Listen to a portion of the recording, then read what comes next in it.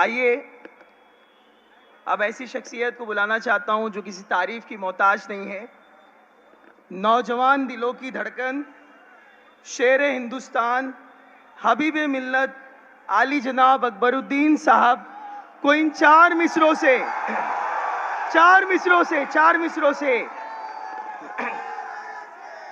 पहाड़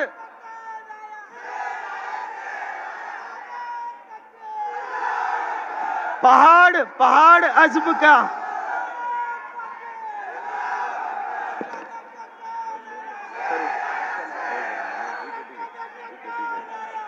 बहुत शुक्रिया।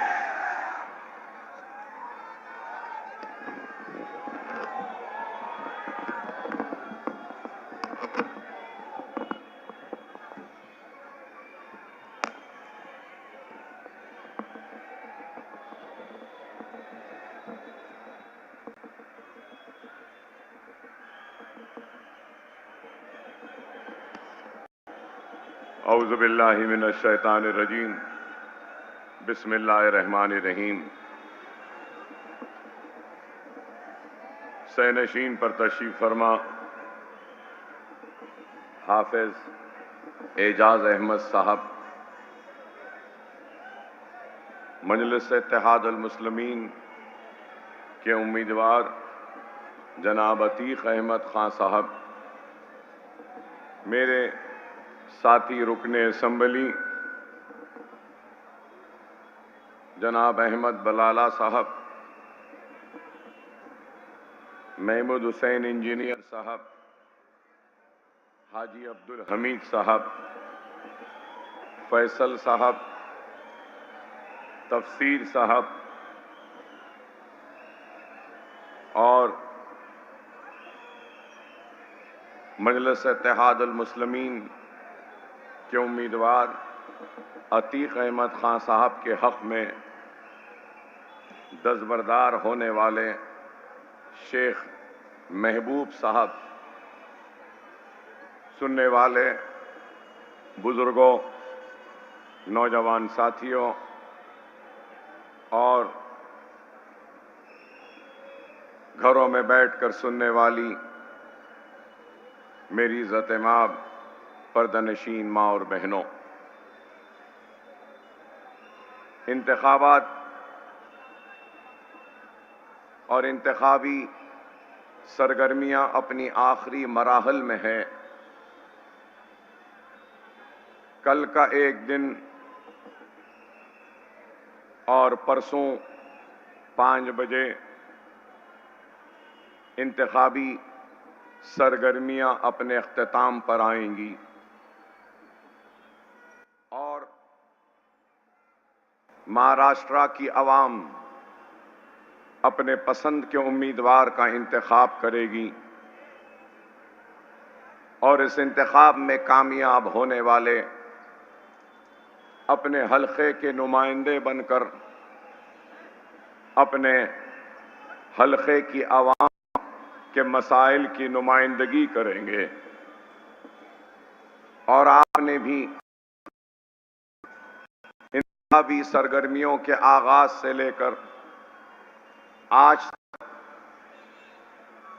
बहुत सारे कायदीन के तकाज़े, उनके ऐलानात को सुना, उनके तयक़ुनात को सुना, उनके वादों को सुना। आपने मजलिस इत्तेहाद अल मुस्लिमीन के कायदीन के तकारीर को भी सुना। मजलिस इत्तेहाद अल मुस्लिमीन के कायदीन ने आपके सामने जो रखना था खुलकर रखा और ये बात भी एक हकीकत है कि 15 साल पहले भी ऐसा ही धुआं था जो आज है। 15 साल पहले भी ऐसी ही बदबू थी जैसी आज है। 15 साल से मसाए व मुश्किलात को झेलते हुए आप हर वक्त इस उम्मीद को मरने नहीं देते, इस तवक्को को मरने नहीं देते कि हमारी बस्तियों में भी खुशहाली आएगी, तरक्की आएगी, इस धुएं से आज़ादी मिलेगी, इस बदबू से आज़ादी मिलेगी, साफ शफाफ पानी पीने को मिलेगा और अच्छे टॉयलेट्स मिलेंगे, बच्चों को पढ़ने के लिए मदरसे मिलेंगे, स्कूल्स मिलेंगे, कॉलेजेस मिलेंगे और इर्रेगुलर जो बिल्डिंग है उनको रेगुलराइज किया जाएगा और हमारी बस्तियां भी तरक्की करेंगी और हमारी जिंदगियों में भी खुशहाली आएगी। तो सवाल ये है कि क्या आपकी उम्मीद, आपकी तवक्को पर 15 साल से जो आपके दरमियान में है, क्या उन्होंने इन धुओं को कम करने की कोई कोशिश की,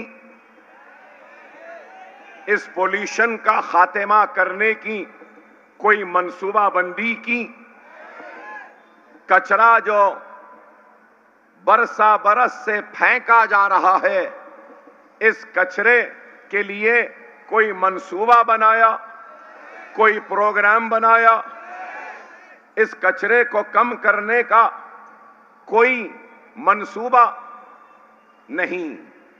इस कचरे के जरिए भी कुछ काम किया जा सकता था, क्या उसका काम के लिए कोई प्लानिंग की? क्या स्कूल और कॉलेजेस के लिए कुछ किया? तो सवाल ये है कि आज आपकी इतनी बड़ी तादाद में हमारे जलसों में शिरकत करना, हमारे सवालात का जवाब देना, इस बात की दलील है कि आप 15 साल की कारकर्दगी से, खिदमत से मुतमईन नहीं हैं और आप की शमूलियत चीख कर चिल्ला कर कह रही है कि इस मर्तबा आप तब्दीली चाहते हैं, आप बदलाव चाहते हैं, आप इस धुएं का खात्मा चाहते हैं, आप इस पोल्यूशन को खत्म करना चाहते हैं, आप अपने बस्तियों में खुशहाली लाना चाहते हैं, आप अपने नौजवानों को ड्रग्स की लानत से बचाना चाहते हैं, ड्रग्स को खत्म करना चाहते हैं, मदरसों और स्कूलों को अच्छा करना चाहते हैं, बीमारों के इलाज के लिए दवाखानों को बेहतर करना चाहते हैं, अपने चलने फिरने के लिए रोड्स को अच्छा करना चाहते हैं, अपनी इमारतें जो एक गरीब अपनी जिंदगी भर की मेहनत कमाई में से बचा बचा कर एक झोपड़ी, एक आशियाना जो बना लेता है, उस आशियाने को वो रेगुलराइज कराना चाहता है। आप क्या चाहते हैं? यही तो चाहते हैं। और हम अगर आए हैं तो किस लिए आए हैं? तब्दीली के जरिए एक काबिल, पढ़ा लिखा, आपका मुकामी शख्स को उम्मीदवार बनाया। और आपको यह भी बताऊं, 50% बच्चे गोवंडी में स्टंटेड हैं, माल न्यूट्रिशन का शिकार हैं, मतलब उनको ग़िज़ा तक नहीं मिल रही है। हद तो ये हो गई कि रहने को घर नहीं, सांस लेने के लिए ताजी हवा नहीं, खाने के लिए अनाज नहीं, और जब जरूरत के लिए जाना चाहता हूं तो जरूरत के लिए टॉयलेट्स भी दस्तयाब नहीं। इससे बदतर हालात क्या हो सकते हैं? इतने बदतरीन हालात में मैं एक नहीं, 1000 नहीं, 1 कौड़ नहीं, हजारों करोड़ों लाखों करोड़ों सलाम करता हूं आपके सब्र को, आपके जज्बे को, कि इतने मसाइल फिर भी आप हैं। यहां गोवंडी में रिसर्च करने वालों ने रिसर्च किया और कहा कि यहां पर एक इंसान 40 बरस भी जिंदा नहीं रह सकता। अब आपके उम्मीदवार, आपके एमएलए साहब 70 बरस के हैं। काश के 15 बरस मुसलसिल आते तो रिसर्चर्स के सामने हम इनके लंग्स को भी रख देते और बताते कि जरा देखो इनके लंग्स का क्या हाल है। 70 बरस की उम्र तक पहुंचना, यहां रहने वाला 40 बरस भी जिंदा नहीं रह सकता। फेफड़े खराब हो जाते हैं पोल्यूशन से, धुएं से, यहां की गंदी फिजा से, बदबू से। लेकिन कोलाबा से आने वाला 70 बरस जीता है।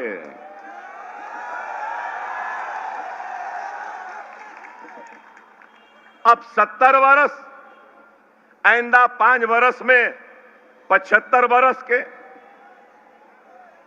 तो आप बताओ 15 बरस में अगर 10 बरस यहां गुजारे होते तो गोवंडी के लोगों के फेफड़ों की तरह आपके भी फेफड़े हो जाते थे, मगर नहीं हुए।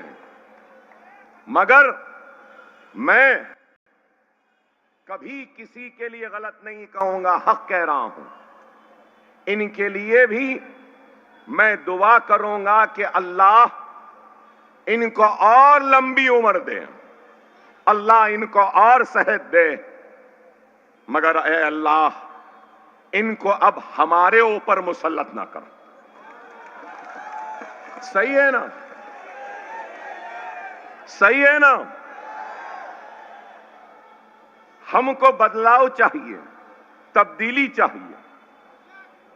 अब एक तरफ ये हैं तो एक और एक आए हैं पड़ोस से, और एक आए हैं पड़ोस से, घड़ी का निशान लेकर आए हैं। खुद तो कुछ नहीं कर सकते। अरे घड़ी किसके साथ है? किसके साथ है? घड़ी तो कमल के साथ है और शिंदे सेना के साथ है। अब वो वोट नहीं ले सकते तो इनको भेज दिए। अब ये अपने दौलत के बलबूते पर आकर टेबल लगा रहे हैं, दफ्तर में पैसे बांट रहे हैं और आपके वोट को लेकर नरेंद्र मोदी के दरबार में, नरेंद्र मोदी के कदमों में और आपके वोटों का सौदा करने के लिए आए हैं कि अगर मोदी साहब आप अगर डायरेक्ट जाएंगे तो ये नहीं देंगे। मैं जाता हूं, इनके वोट लेता हूं। मैं जाता हूं, सुनो, मैं जाता हूं, इनके वोट लेता हूं और वो वोट आपको देता हूं और उस वोट के जरिए आप ईडी और आप आईटी और मेरे मुकदमों को खत्म कर देना। क्या नहीं है? क्या ये आपके जहन में नहीं है? अब तीसरी बात क्या कहेंगे? नहीं, तकसीम नहीं होना, बटेंगे और अगर 1, 2, 3 में बटेंगे तो वो जीत जाएंगे। समझ में नहीं आता भाई मुझे, इस इलेक्शन में बटेंगे कटेंगे बहुत चल रहा है। मुझे समझ में नहीं आता है कि कौन बांट रहा है, कौन बट रहा है, कौन काट रहा है, कौन कट रहा है, ये नहीं बोलते। अरे मेरे भाई, अगर किसी के दिल में, किसी के जहन में अगर ये सवाल है कि अगर तकसीम होगी तो कोई और आ जाएगा, तो उन सबसे कह रहा हूं, तकसीम न करें, पतंग के निशान पर बटन दबाएं, मजलिस को कामयाब करें और अपने उम्मीदवार को भेज दें। एक नहीं, दो नहीं, तीन मर्तबा आपने मौका दिया ना, वीडियो चलाए।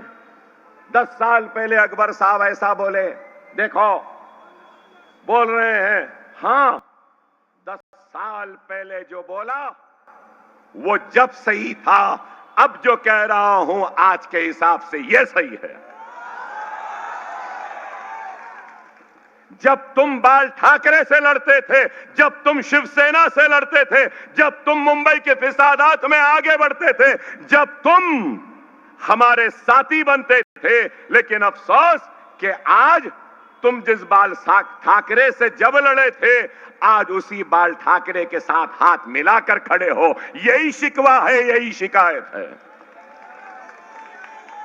वो शिवसेना जिसने मुंबई के पुरअमन फिजाओं में नफरत की दीवारें खड़ी की और 1992 और 93 के फिसादात में